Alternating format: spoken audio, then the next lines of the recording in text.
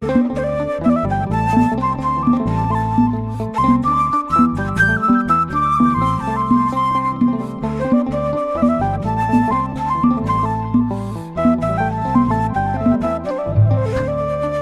እንደምን አላችሁ እንደምን ቆያችሁ ውድ ነው መርከብ ሚዲያ ቤተሰቦች እግዚአብሔር አምላካችን በድጋሚ ስላገናኘን ስሙ ይክበር ይመስገን። መልእክቶች አሉ እነሱን እናድምጥ።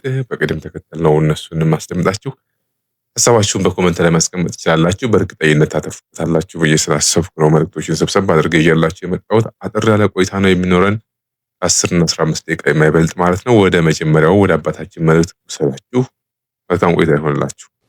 ከዚህ በኋላ የአባቴ እምነት ነው በሚል ብቻ የሚከተለን ሰው እንደማይኖር እርግጠኞች ሁኑ። እኔ አባቴ አያቴ ቅድመ አያቴ ክርስቲያን ስለሆነ ክርስቲያን ሆንኩ የሚል ትውልድ ከዚህ በኋላ አይመጣም። የእናንተ ልጆች እንደናንተ ሆነው አይመጡም። ዝም ብለው መረዳት ይፈልጋሉ። ካልተረዱ በተሳሳተ መንገድ ከሚያስረዳቸው ጋር ይቀጥላሉ።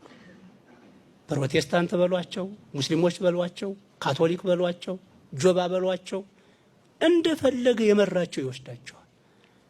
የኛ የሚሉት ዕውቀት ሊኖራቸው ይገባል። ልክ ነው የአባቴ እምነት ማለት የእናቴ እምነት ማለት የአባቴ እምነት ይሄ ነው ብለው ግን መተንተን ያስፈልጋቸዋል።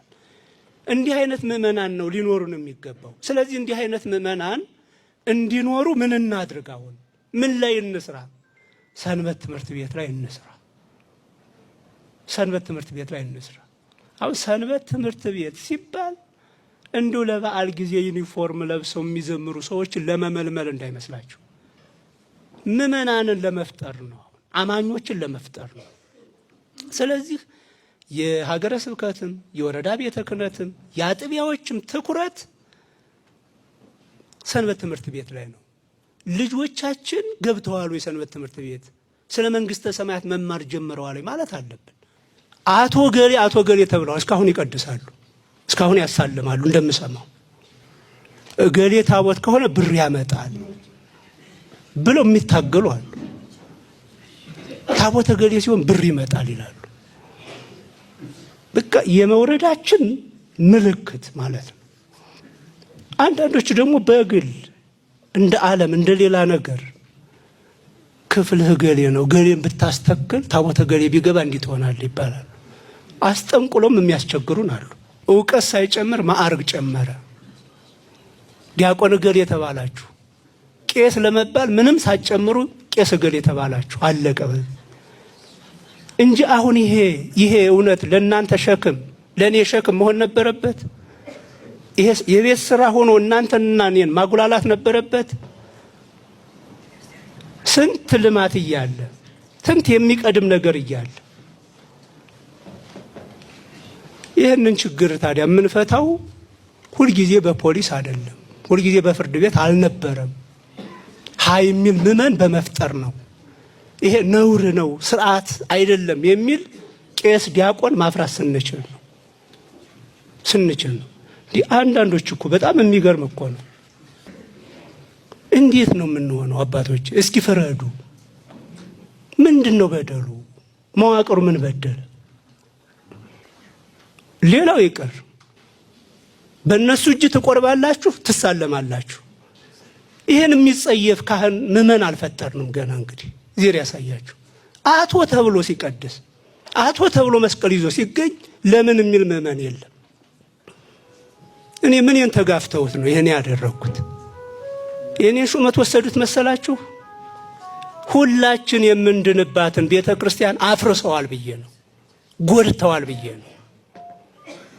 ይሄን እንደ ምሳሌ እናድርግ እንጂ ሌሎቻችሁም እንደዛው ነው። ነገ የሆነ ነገር ሲሆን እንዲሁ ነው የምትሆኑት። ስለዚህ ይሄንን ተው የምትሉት እናንተም ናችሁ፣ እኔ ብቻ አይደለም። ብዙ ካህን፣ ብዙ ቄስ፣ ብዙ ዲያቆን የመቀደስን ኃላፊነት የማገልገልን ኃላፊነት ማዕሌት የመቆም ኃላፊነትን ወስዶ የመማር ኃላፊነትን ግን ትቶታል። በቃ ቀደሰ ማለት እሱ በቃ የበቃ ነው። ማዕሌት ቆመ ማለት እሱ በቃ የበቃ ምስጢር ሁሉ አውቆታል። ቄስ ሆነ ማለት በቃ፣ መነኮሰ ማለት በቃ፣ መስቀሉን ጨበተ ማለት በቃ፣ ከሱ በላይ ሌላ የለም። መስማት የማይፈልግ የሚንቀው በጣም ብዙ ነው። የመማር ኃላፊነቱ የተወሰደበት ያልታደለ ከዛ እንዲህ ተብሎ ሲጠየቅ አባቴ ንስሐ መግባት ፈልጋለሁ በዚህ ሲባል መውጫ መግቢያው የሚጠፋበት ልጁን የንስሐ ልጁን መምከር የማይችል ብዙ ቄስ እንዳለ እናውቃለን። ብዙ እናውቃለን። የሁሉ የሆነው ምን እንደሆነ ታውቃላችሁ? የመቀደስ ኃላፊነት ተሰጥቶን የመቀደስ ኃላፊነቱን ግን ረስተነው መቀደስ እንዳለብን እኛ ንስሐ መግባት እንዳለብን ዘንግተነው። እናንተማ እድለኞች ናችሁ። እድለኞች የመማር ብቻ የመቀደስ ኃላፊነት ብቻ ተሰጥቷችሁ፣ ንስሐ የመግባት ኃላፊነት ብቻ ተሰጥቷችሁ፣ ንስሐ የመስጠት ኃላፊነት አልተደረበባችሁም። የሰው ኃጢአት የመስማት ኃላፊነት አልተጫነባችሁም። የሰው ታሪክ የመስማት ኃላፊነት አልተጫነባችሁም። ታሪክ መናገር ብቻ። ለዚህ ነው ብዙ ሰው የአባቶቹ የነፍስ አባቶቹ ስልክ ቢዚ ሲሆንበት አባ ደግሞ አበዙት የሚለው ለዚያ ነው። ለምን? የሌላ ሰው ታሪክ እንደሚሰማ ይዘነጋዋል። የእሱ ብቻ ይመስለው። እናንተማ እድለኞች ናችሁ በዚህ ዘመን። እውነት ለመናገር እኛ ሁሉም ኃላፊነት ተሰጠ። ከዛ ደግሞ ዓለም ውስጥ ዝፍቅ ብለን ገባን። ከዛስ እንቀድሳለን፣ ከእናንተ ጋር እንበላለን፣ ከእናንተ ጋር እንጠጣለን፣ ጾሙን እንላለን፣ ጾም እንሽራለን፣ ጸልዩልናለን፣ አንጸልይም፣ ኑ እንላለን። እኛ የለንም፣ መድረኩ ባዶ ነው፣ አውደ ምሕረቱ ባዶ ነው። እናንተ ትሰበሰባላችሁ። ሌላው አውደ ምሕረቱ የሱ አይደለም። ይሄ ኃላፊነታችን በደንብ ባለማወቃችን ምክንያት ለመምህሮቻችን በቅድሚያ እንግዲህ ብፁዕ አባታችን ያስተላለፉት መልእክት ሁላችንም ሰምተናል። እዛ ላይ ብዙ መጨመርም አያስፈልግም የሚጨመርም አይደለምና ማለት ነው። ቅሉ በአጠቃላይ ልጆቻችሁን ሰንበት ቤት አስገቡ፣ ይማሩ፣ ቁና ይማሩ፣ ስለ እግዚአብሔር ይወቁ። አለበለዚያ ይሄን ዓለም ማሸነፍ አንችልም ነው ቅሉ። ስለዚህ ልጆቻችን ወደፊት ይጠይቃሉ ነው። አሁን የምናየውን የዓለማዊነትን ጉዳይ ልንዋጋ የምንችለው የመንፈሳዊውን ጦርነት የምንዋጋው በመንፈሳዊ ጦርነት ስለሆነ ያንን ሊያስረዳ በሚችል መልኩ ነው መምህሮቻችን አባቶቻችን ያስተላለፉልንና እኔ ልክ የአብርሃም ልጆች ነን እንዳሉት ሁሉ በዛ አንድንም አሁን ዘመናችን እሱን የሚያሳይ አይደለምና ድሮም የሚዳን ሆኖ አይደለም። በእርግጥ እኔ አብርሃም ነኝ፣ እኔ ካህን ነኝ፣ እኔ ጳጳስ ነኝ፣ ይቅርታ እኔ የዲያቆን ወንድም አለኝ፣ የቤተክርስቲያን ሰባኪ አጎት አለኝ፣ አክስት አለኝ ምናምን ብለን ምንድንበት አይደለም። ጳጳስ ነኝ ስል ያው ጳጳስ አይወልድም፣ ያፍ ወለምታ ነው። ስለዚህ ምን ለማለት ነው ባጭሩ እምነታችን ላይ ትኩረት እናደርግ ነው። በሌላ በኩል ብዙ አባታችን ያስተላለፉት ሰምታችኋልና አንዳንድ ጊዜ ሁላችንም አንዳንዴ የምናያቸው የምንመለከታቸው ነገሮች አሉና የኔ ክፍሌ ሚካኤል ነው፣ ክፍሌ ወላዲተ አምላክ ናት፣ ክፍሌ ብለን የምንላቸው ነገሮች አሉና ገንዘብ የሚያስገኙ ታቦቶች እንዳሉ በሚል የተናገሩት ነገር አለና ይሄ ግለሰቦች የሚያመጡት ጣጣ እንጂ በእግዚአብሔር ዘንድ እንደ አይነት ነገር የለም ነው። ሁሉም ታቦተ ሕጉ ላይ የሚጻፈው የእግዚአብሔርና ስምና ስም ነው። ከዚህ በፊት ተናግረናል። ስለ ታቦት በተነጋገርንበት ቆይታችን ላይ የታቦቱ ስም ላይ ታቦቱ ላይ የሚቀረጸው የሚጻፈው አልፋ ኦሜጋ በሚል የሚጻፈው መጀመሪያውና መጨረሻው የሚለው ነው። ማንኛውም ታቦት ላይ በቅዱሳን ስም ለምን ተሰየመ? ያው መታሰቢያ ነው። በትንቢተ ኢሳይያስ ላይ እንደነገረን ለቅዱሳን በቅጽሬ መታሰቢያ አድርግላችኋለሁ ሰጣችኋለሁ ብሏል። የቅዱስ ጊዮርጊስ ታቦት ይባላል፣ የሚካኤል ታቦት፣ የገብርኤል ታቦት፣ የእመቤታችን ታቦት ይባላል። ግን እዚህ ላይ የነሱ ስም ተጠራ እንጂ ዋናው ነገር ግን ታቦቱ ላይ የሚጻፈው ስም የማን ነው ካለን የእግዚአብሔር ነው። ስለዚህ የእግዚአብሔር ስም ላይ ሁሉም ተጽፎ እከሌ ክፍሌ ነው እከሌ ክፍሌ አይደለም ብሎ ማለት ራሱን የቻለ ሌላ የጥንቁልናውን ዓለም የመደበላለቅ ጉዳይ ስለሆነ በዚህ ጉዳይ ትኩረት እንድናደርግ የሚል መልእክት ነው አባታችን ያስተላለፉት። ጸበልንም ሳይቀር በነገራችን ላይ ክፍሌ ነው ብለን የምንላቸው ነገሮች አሉና በቃ መንፈስ አንድ ነው። ይሄ አንዱን ራሱን የቻለ መንፈስ ቅዱስን እንደ ሁለት አድርጎ እንደ መከፋፈል ነው የሚቆጠረው። የከሌ ጸበል ክፍሌ ነው ከሌ አይደለም ከሌ እንደዚህ ብሎ ማለት በራሱ የተለያየ መንፈስ እንዳለ አድርጎ እሳቤው እንደዛ ነውና ነው። እግዚአብሔር መንፈስ አንድ ነው። እግዚአብሔር አንድ ነው። በአንድ እግዚአብሔር ውስጥ የተለያየ ጸበል አለ። የተለያየው ይሄ ክፍሌ ነው አይደለም ብሎ ማለት በራሱ ምን አይነት ብዙ እንደሚቀረና የዝቅጠታችንም መጨረሻ የሚያሳይ እንደሆነ አባታችን የነገሩን እሱን ነውና ያንን የሚያመላክተው። ለማንኛውም በዚህ ጉዳይ ላይ በቀጣይ እንነጋገራለን ብዬ አምናለሁኝ። ጥንቃቄ እናደርግ እንደ አይነት መልእክቶችን በእንደዚህ አይነት ነገሮች እንዳንሸወድ ሐሰተኛ መምህራን የበዙበት ዘመን ያለ ነውና በማይሆን ነገር እንዳንጠለፍ ለማለት ነው። ወደ ቀጣይ መልእክት ነው። ኦርቶዶክሳውያን ባይኖሩ ኖሮ የበግ የስጋ ዋጋ እና የቅቤ ዋጋ የወተት ዋጋ በጣም የናረ ይሆን ነበር። እናንተ ሌሎቻችሁ እድለኞች ናቸው። ምክንያቱም ኦርቶዶክስ ጾም ስለሚያበዛ በቃ አለ አይደለም እናንተ ረከስ ይልላቸዋል። ይቅርታ አድርጉልኝና የስ ሐቁ ነው። እኔ ግራ ገብቶኛል። አመት እስከ አመት ጾም ነው። ቆይማ ስፔሻል ኦርቶዶክስ ብቻውን የሰራነው ኃጢአት አለ እንዴ? በተለይ የኢትዮጵያ ኦርቶዶክስ የሰራነው ኃጢአት አለ ወይ?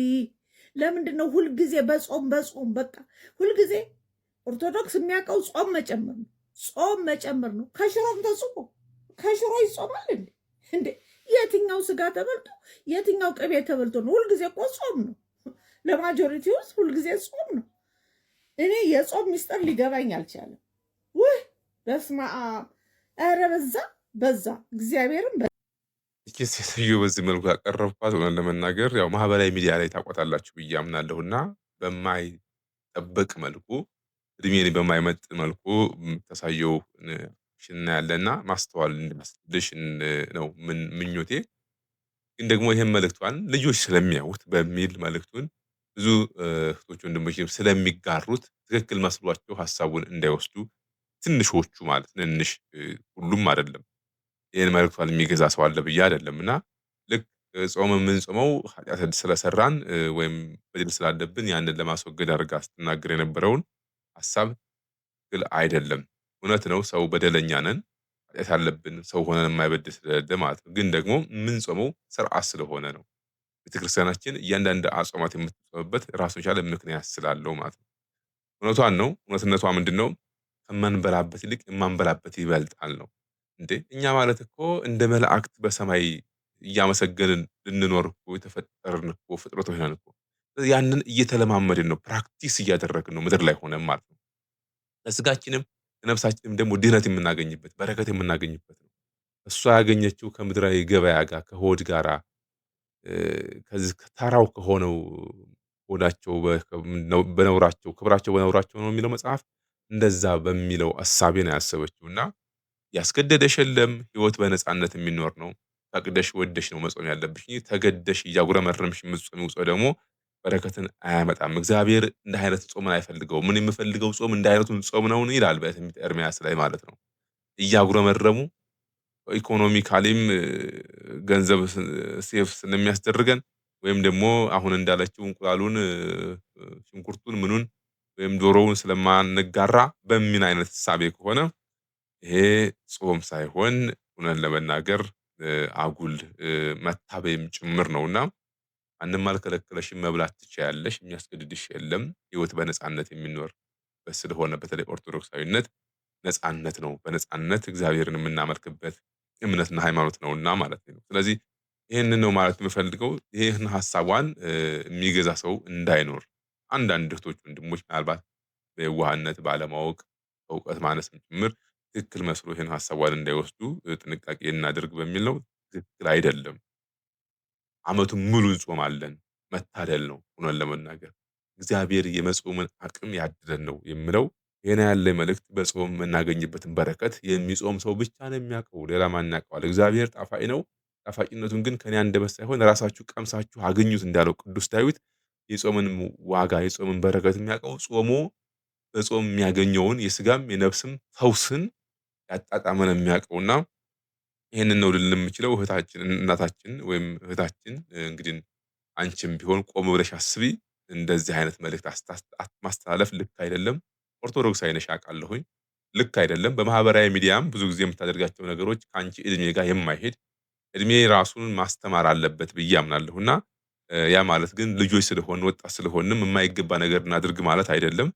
ግን በአጠቃላይ ኦርቶዶክሳዊ ስርዓትን መላበስ ከሁላችን ይጠበቃል ለማለት ያክል ነው።